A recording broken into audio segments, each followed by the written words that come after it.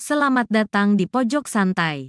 Sebelum Anda mendengarkan audiobook ini, kami menginformasikan bahwa channel ini adalah review audio dari buku yang ada di Indonesia. Untuk membaca keseluruhan buku ini, kami menyarankan membeli buku aslinya di toko buku kesayangan Anda, baik offline maupun online. Keberadaan channel ini dimaksudkan untuk membantu Anda mendapatkan pengetahuan dari buku-buku kesayangan Anda. Jangan lupa untuk subscribe, like, dan komen. Selamat datang di Pojok Santai, channel khusus yang membahas komik dan novel dengan cara asik. Dalam perjalanannya, Selendang Kubur bertemu dengan Pujangga Keramat yang tengah mencari Suto Sinting alias pendekar mabuk. Gerangan, apa yang membuat Pujangga Keramat mencari Suto? Yuk, langsung saja disimak video berikut ini.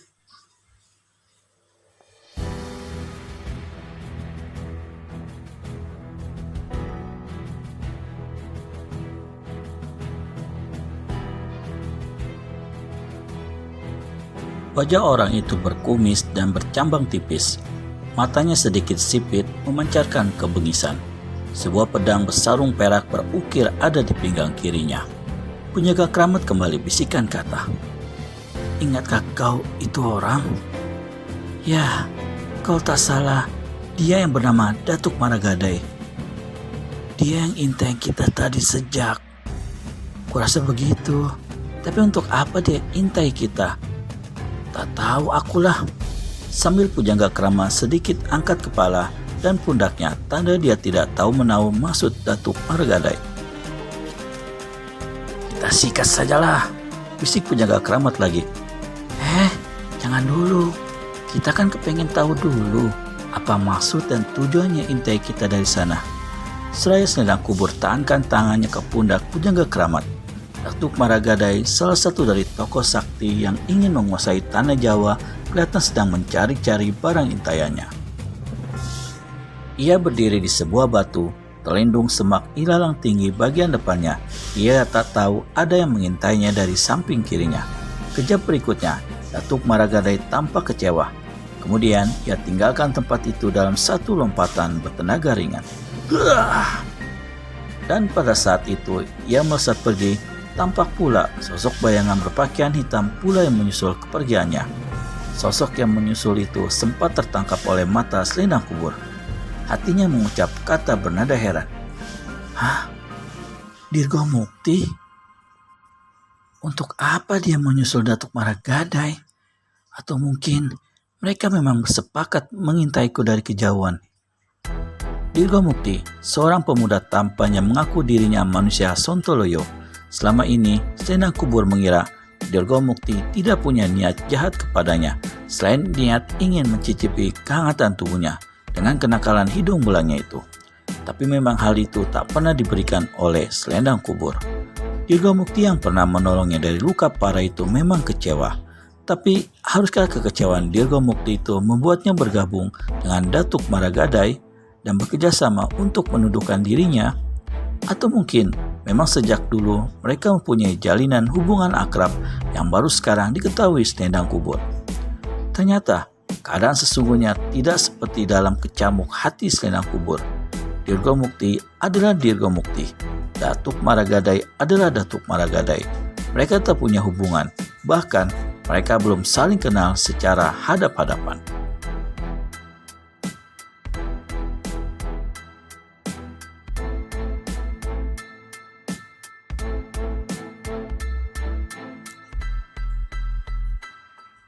Mereka hanya saling kenal nama dari mulut ke mulut saja.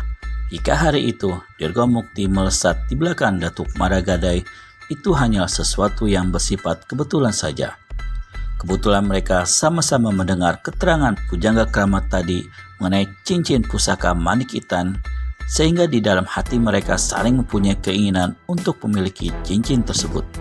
Dari balik persembunyian tadi, Dirgo Mukti sempat menangkap adanya orang lain yang juga bersembunyi mengintai Selendang Kubur.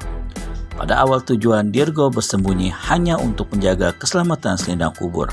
Sebab bagaimanapun juga alotnya perempuan itu, Dirgo Mukti masih punya untuk Selendang Kubur. Namun demi ia melihat orang lain bersembunyi mengintai selindang kubur, ia jadi curiga. Lebih curiga lagi setelah dengar pula penuturan dari pujangga keramat tentang pusaka cincin manik intan itu. Ketika ia melihat lelaki sedikit gemuk itu melesat pergi, naluri Dirgo mengatakan bahwa lelaki itu pergi ke telaga manik intan. Maka segera ia ikuti kepergiannya. Karena tiba-tiba dalam pikiran Dirgo Mukti timbul niat untuk memiliki pusaka tersebut. Dirgo Mukti mendengar adanya pusaka tuak setan dan pusaka manik intan dari gurunya. Konon, pusaka tuak setan mampu mengeluarkan badai yang dapat menyapu tanah Jawa dalam satu kali hembusan napas seseorang yang telah meminumnya. Sedangkan pusaka manik intan adalah cincin yang bisa menyalurkan tenaga dalam 100 kali lipat dari tenaga dalam yang dikeluarkan oleh pemakainya. Dalam pikiran Dirgo terbetik kata-kata, "Kalau aku bisa memiliki cincin itu, maka aku pasti bisa mengalahkan pendekar mabuk dalam pertarungan bulan depan di Bukit Jagal. Dan kalau aku bisa mengalahkan Suto, maka sebagai taruhannya, peri malam akan tunduk pada cintaku, mau menerima cintaku, dan mau kuajak panjang masa. Bila tak bisa, aku harus bisa mendapatkan cincin pusaka manik intan itu." Memang benar pemikiran Dirgo Mukti. Ia perlu memiliki cincin tersebut karena kekuatan dahsyat yang ada di dalamnya. Cincin pusaka manik intan adalah cincin yang bukan sembarangan cincin. Menurut penuturan para tokoh tua di rimba persilatan, cincin itu adalah jelmaan dari air mata seorang bidadari yang menangis. Karena dendam tak bisa terlampiaskan, amarah bidadari itu hanya bisa tercurah dalam bentuk tangis. Air mata itu menggumpal dan membeku keras menjadi batu yang kemudian ditemukan oleh tokoh sakti pada zaman dulu yang menjadi guru dari Sigila Tuak dan Bidadari Jalang, yaitu pasangan suami istri Eyang Purbawati dan Eyang Nini Gali. Karena pusaka itu berbahaya di tangan Bidadari Jalang yang lebih sering mengumbar nafsu angkara murkanya, maka Sigila Tuak sepakat untuk saling menghancurkan atau menguburkan pusaka-pusaka yang berbahaya bagi keselamatan orang banyak.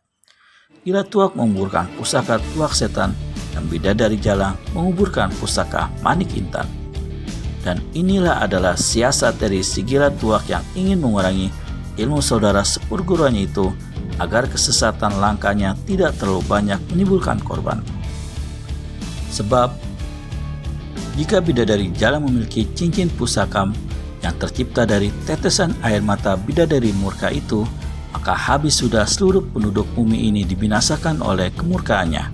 Tetapi sejak Bidadari Jalang mengangkat Suto sebagai muridnya juga, setelah banyak ilmunya diturunkan kepada bocah tanpa pusar itu, maka persoalan cincin manik intan diserahkan sepenuhnya kepada Suto. Bidadari Jalang tidak mau peduli apakah cincin itu akan dimusnahkan atau dipakai sendiri oleh pendekar mabuk. Yang penting jangan sampai jatuh ke tangan orang-orang sesat. Memang Sigila Tuak menyarankan agar cincin itu ikut dimusnahkan saja. Tapi agaknya cincin itu punya pertalian jiwa dengan pusaka tuak setan. Di mana tuak setan berada, di situ pula cincin itu tinggal. Padahal tuak setan ada di dalam tubuh pendekar mabuk. Apakah cincin itu juga harus berada di antara jari tangan pendekar mabuk? Yang jelas cincin itu sekarang sedang dalam incaran Datuk Maragadai. Dalam hati, orang yang dari dulu mengejar-ngejar pusaka tuak setan itu berkata, "Aku peroleh pusaka tuak setan, asalkah pusaka cincin manik intan itu kudapatkan, puaslah hatiku. Sungguh, aku tak menyangka kalau cincin itu masih ada di dasar telaga. Tempo hari, aku mencarinya sampai susah payah, belum juga aku temukan. Kupikir telah diambil oleh Suto Sinting. Ternyata menurut keterangan pelayan Sigila Tuak tadi, cincin tersebut masih ada di dasar telaga. Sampai sehari penuh harus berendam pun aku tak merasa keberatan." Namun baru saja Datuk Maragadai pijakan kakinya di tanah tepi telaga, tahu-tahu hatinya dikejutkan oleh munculnya sesosok pemuda tampan yang melompat bagaikan terbang melalui atas kepalanya. Pemuda itu mendaratkan kakinya tepat di depan Datuk Maragadai dalam keadaan memungungi. Jaraknya antara 5 langkah. pemuda bersenjata kapak dua mata itu tak lain adalah Dirgo Mukti yang mengangkat diri sebagai manusia Sontoloyo. Dirgo Mukti segera balikkan badan menjadi saling berhadapan dengan Datuk Maragadai. Orang yang usianya antara 10 tahun lebih tua darinya itu segera kerutkan kening sambil usapkan kumis sedikit. Dadanya terbusung ke depan dengan kepala sedikit ditarik ke belakang, lalu melontarkan tanya dengan suara yang tergolong besar. Apa yang akan terjadi selanjutnya? Akankah terjadi pertarungan antara Datuk Maragadai dan Dirgo Mukti?